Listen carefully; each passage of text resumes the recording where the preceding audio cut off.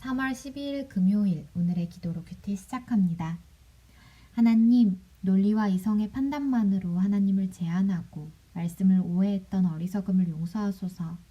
어느새 부활 소망을 잃어버리며 지낸 제 삶에 부활의 능력을 불어넣어 주소서.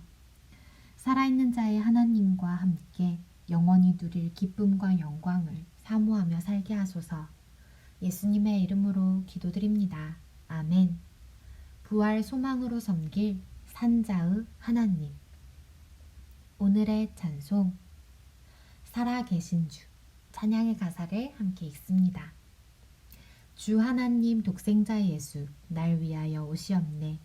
내 모든 죄 다 사하시고 죽음에서 부활하신 나의 구세주.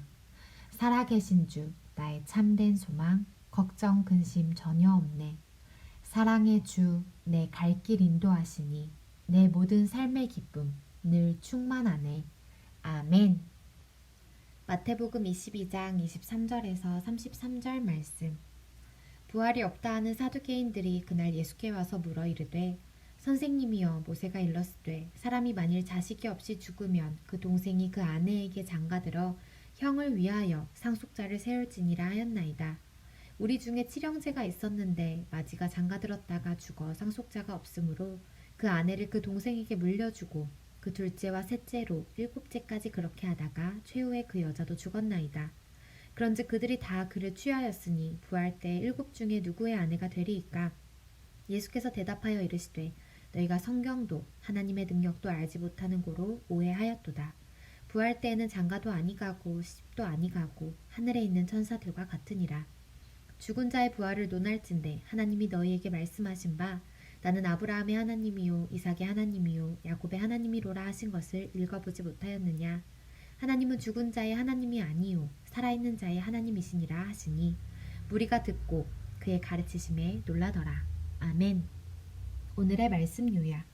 상속자 없이 죽은 마지를 대신해 동생이 형수에게 장가들었는데 그도 자식 없이 죽고 이 일이 여섯 동생에게 차례로 일어날 경우 부활 때 형수는 누구의 아내이겠는지 사두개인들이 예수님께 묻습니다. 예수님은 부활한 자들은 서로 혼인함이 없고 하나님은 살아있는 자의 하나님이라 가르치십니다. 본문 해설. 부활에 관한 사두개인의 질문 22장 23절에서 28절에 관한 내용. 사두개인은 모세 오경만 받아들이고 부활이나 천사의 존재를 믿지 않던 당파로 정치적으로도 큰 영향력을 끼쳤습니다. 그들이 예수님을 공경에 빠뜨리기 위해 부활과 관련된 질문을 합니다. 일곱 형제가 있는데 큰형이 장가들어 아들이 없이 죽었고 둘째도 셋째도 형수와 결혼에 그러했고 일곱째까지 형수와 결혼한 경우 부활 때 이 여인은 과연 누구의 아내가 되겠느냐고 묻습니다. 모세의 율법에는 남자가 자식이 없이 죽으면 그의 동생이 형수에게 장가들어 형을 위한 상속자가 있게 하라는 규정이 있습니다.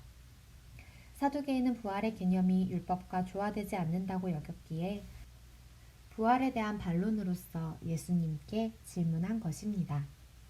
잠시 멈추고 질문에 답해주세요. 부활이 없다 하는 사두개인이 예수님께 질문한 사례에는 어떤 의도가 담겨 있나요? 위에서 세 번째 줄. 예수님을 공경에 빠뜨리기 위해 부활과 관련된 질문을 한 것입니다. 성경을 알지 못할 때 내가 품었던 오해는 무엇이 있었는지 삶을 돌아봅시다. 그리고 하나님의 지혜와 은혜를 구합시다. 살아있는 자의 하나님 22장 29절에서 33절에 관한 내용. 부활은 세상 이치로는 결코 이해할 수 없는 개념입니다.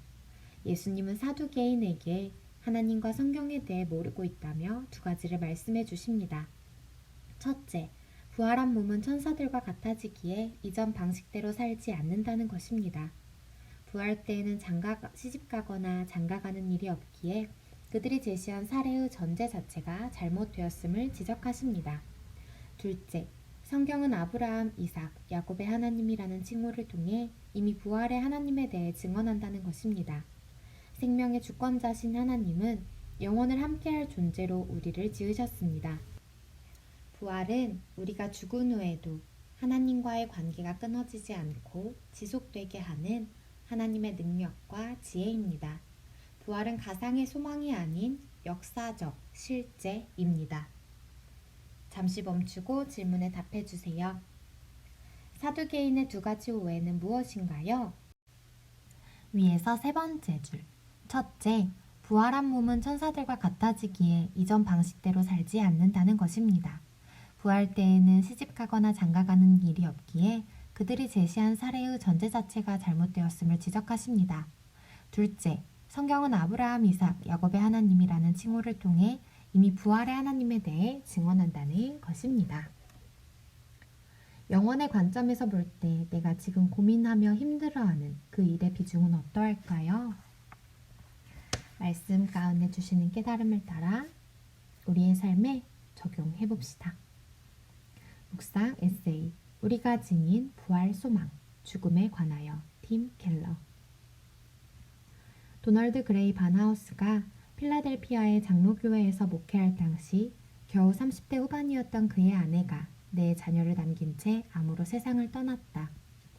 그가 차를 몰아 자녀들과 함께 장례식장으로 향하는데 대형 트럭이 안쪽 차선으로 추월하면서 트럭의 그림자가 그의 차에 드리웠다. 그 순간 바나우스는 아이들에게 트럭과 트럭의 그림자 중 하나에 치여야 한다면 너희는 어느 쪽을 선택하겠니? 하고 물었다. 당연히 그림자죠. 라는 11살 아이의 답에 그는 이렇게 설명해 주었다. 그게 바로 엄마에게 벌어진 일이야. 죽음 자체에 예수님이 치이셨기 때문에 엄마는 죽음의 그림자에 치였을 뿐이란다. 사망이 쏘는 것은 죄며 그 독은 예수님께로 흘러들었다. 그래서 모든 그리스도인에게는 죽음에 맞서 승리할 능력, 부활의 소망이 이미 있다. 신자는 살든 죽든 결과와 무관하게 늘 죽음을 이긴다. 예수 그리스도께서 죽음을 이기신 분이기에 이제 죽음이 할 수 있는 일이라고는 우리를 지금까지보다 더 행복하고 더 사랑받는 존재가 되게 하는 것뿐이다. 예수님이 당신을 위해 죽으시고 부활해 당신의 살아계신 구주가 되셨는데 죽음이 당신에게 무엇을 어찌 하겠는가?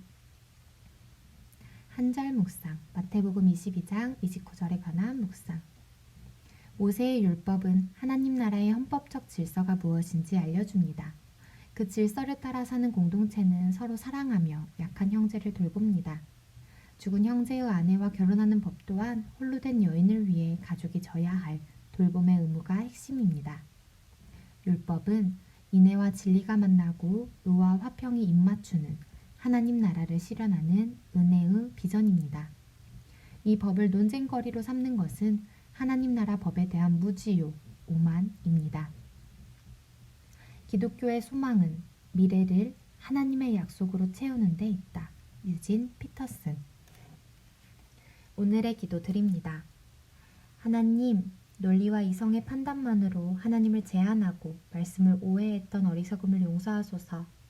어느새 부활 소망을 잃어버리며 지낸 제 삶에 부활의 능력을 불어넣어 주소서. 살아있는 자의 하나님과 함께 영원히 누릴 기쁨과 영광을 사모하며 살게 하소서. 예수님의 이름으로 기도드립니다. 아멘. 우리에게 영원한 생명을 주신 예수 그리스도와 날마다 동행하시길 축복합니다. 오늘의 큐티를 마칩니다. 감사합니다.